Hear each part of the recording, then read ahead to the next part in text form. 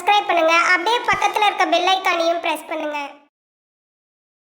கடகராசி என்பர்களே, இந்த சுக்கிரனுடைய பெயர்ச்சியானது வருகின்ற தை மாதம் 15, அதாவது 28/1/2025 அன்று கும்பமனையிலிருந்து மீனமனைக்கு பெயர்ச்சியாகிறார். அங்கே உச்ச பலத்தோட அமைய இருக்கிறார். அப்ப இந்த கடகராசி என்பவர்களுக்கு இந்த சுக்கிரன் யார் அப்படின்னா 4க்குரியவன், சுகத்தை தரக்கூடியவன், சுகாதிபதி, அதே சமயத்தில் லாபத்தை தரக்கூடியவன் தான் அந்த சுக்கிரன். அந்த சுக்கிரன் இப்போ 9ஆம் இடம் என்று சொல்லக்கூடிய பாக்கியஸ்தானத்துல போய் அமர இருக்கிறார் உச்ச பலத்தோட. ஏன்னா கடந்த மாதங்கள்ல பாத்தீங்கன்னா சுக்கிரன் 8ஆம் இடத்துல போய் உட்கார்ந்துருக்கார், அட்டமஸ்தானத்துல போய் உட்கார்ந்துருக்கார். சுக்கிரன் 8ல மறைவு ஸ்தானம். அப்போ என்ன ஆகும், சில மறைவு சுக்கிரனால பெரிய நன்மைகள் உங்களுக்கு ஏற்படுத்தல. ஏன்னா கணவன் மனைவிக்குள்ள ஒரு சில பிரச்சனை இருந்தது. சுக்கிரன்ங்கிறது கையிருப்பு பணக்காரன், பணம் சார்ந்த விஷயத்துல சில தொல்லைகள் இருந்தது. அதே சமயத்தில் கலத்திர ரீதியாக சில பிரச்சனைகள் இருந்தது. திருமணம் சார்ந்த விஷயம் நன்றாக நடக்கல, தடையா இருந்தது, பிரச்சனையாக இருந்தது. இப்ப பாக்கியஸ்தானத்துக்கு போறார். 9ஆம் இடத்துக்கு போறது ஒரு நல்ல அமைப்பு.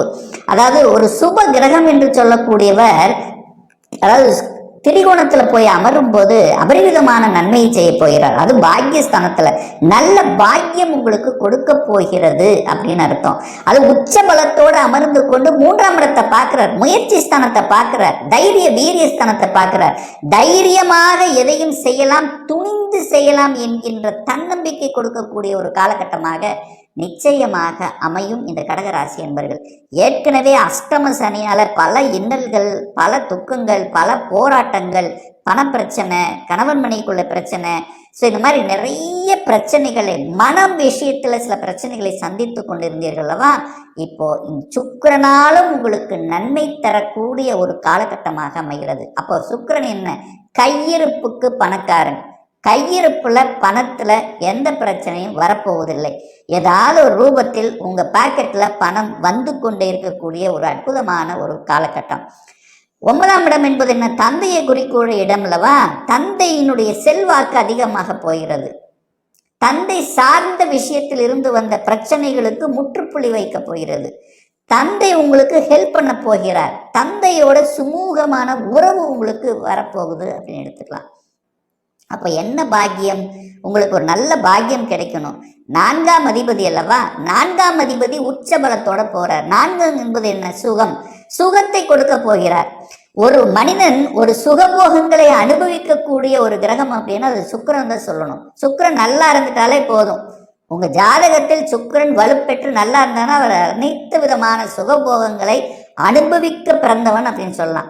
ஸோ இந்த காலகட்டத்தில் சுக்கிரன் உச்சபலத்தோட இருக்கிற போது இந்த கோச்சார ரீதியில 4ஆம் இடம் என்கின்ற சுகஸ்தானத்தை வலுப்படுத்த போகிறார். என்ன சுகஸ்தானத்தை வலுப்படுத்த போகிறார்?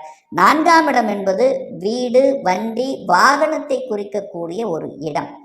அப்போ வாகன காரக கிரகமே சுக்கிரன் உச்சபலத்தோட இருக்க போறார். அப்ப என்ன, நினைத்த மாதிரி ஒரு வாகனங்களை வாங்கக்கூடிய யோகம் என்பது இந்த காலகட்டத்தில் இருக்கு. ஏன்னா மாளவியா யோகத்துடன் இருக்கக்கூடிய ஒரு காலகட்டம்.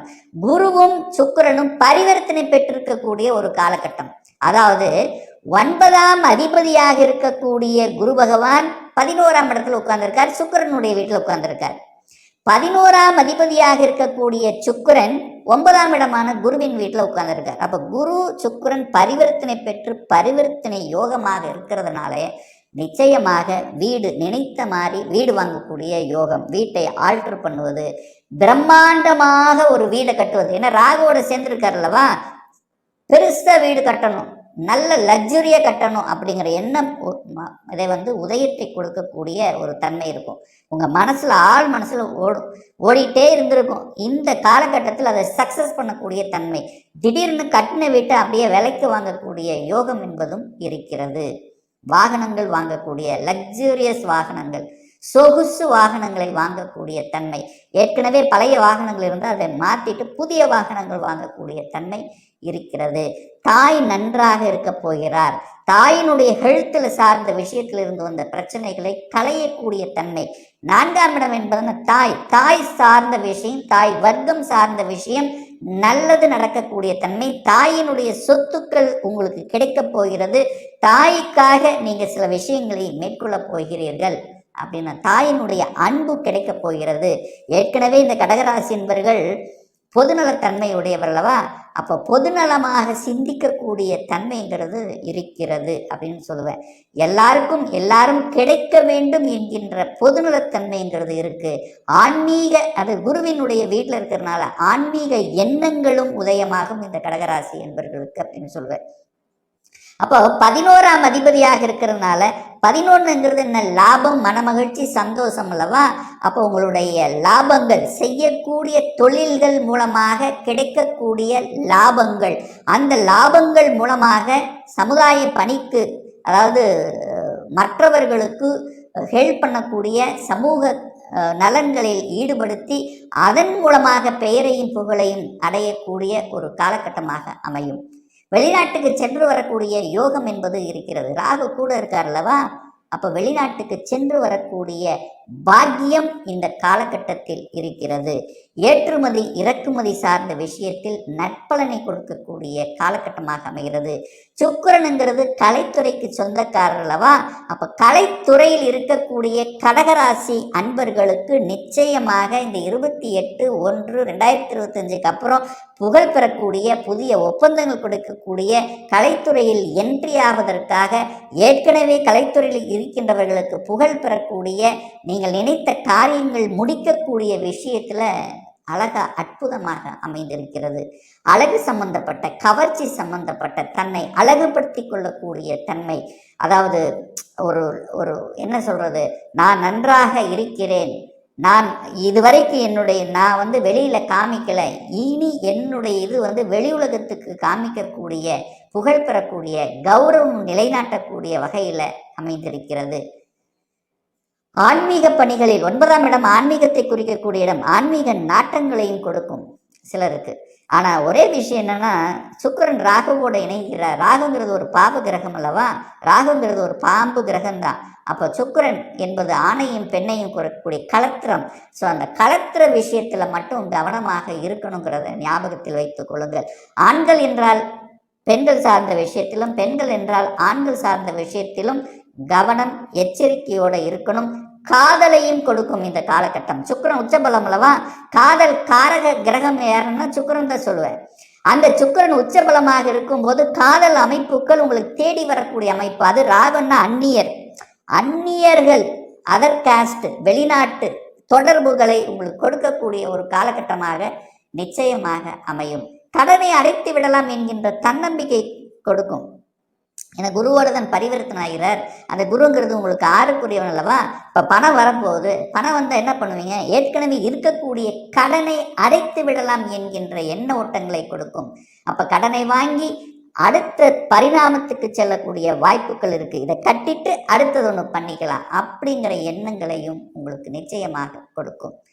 அப்போ சுக்கிரன் சார்ந்த விஷயங்கள், கணவன் செட்டில் ஆகக்கூடிய அமைப்பு, வேலை வாய்ப்பு, கணவன் அல்லது மனைவி ஒரு வெளிநாட்டுக்கு போகணும் என்கின்ற எண்ண ஓட்டத்தை கொடுக்கும். இல்லை வெளிநாட்டில் கம்பெனிகளை போய் வேலை பார்க்கணும் என்கின்ற அமைப்பை உறுதியாக கொடுக்கும்.